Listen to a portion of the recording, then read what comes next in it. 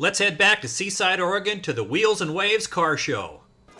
Rick Lahovich, this is a beautiful 1948 Chev pickup. Tell us about it. Well, thanks, Lance. It's, like you say, a 48 Chevy half-ton. I've chopped the top 2 inches. It's got a Mustang 2 front clip. I'm running a very strong 327 in it right now. Automatic tranny, Ford 9-inch rear end, and one of the best features on this truck is the box. It's gorgeous. We were talking before we went on camera here, and I see guys that put new beds on old trucks and it never seems to work. This one works, and your secret is? I put the original fenders back on the box. I narrowed a fleet side box 16 inches and then cut the fenders and welded them on to fit, and I think it worked pretty well. It looks great. Thanks. You're out of Kamloops, British Columbia. This is a Canadian-built Chev truck?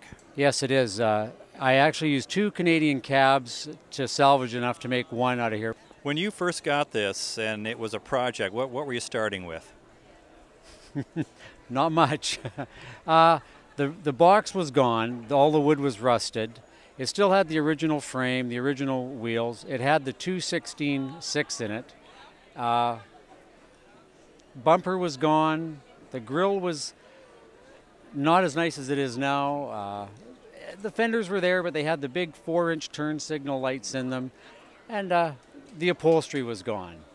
My wife and I just got back from 10 days in British Columbia, just kind of knocking around, and something that came to my attention while I was there, and I knew this from the past, is there's a lot of car stuff goes on up there, and it's not very far above the border, but it seems to be, well, like the show that there is in Langley. That's a huge show, and it seems like nobody south of the border has heard of it. There's thousands of cars at that. What do you think that is?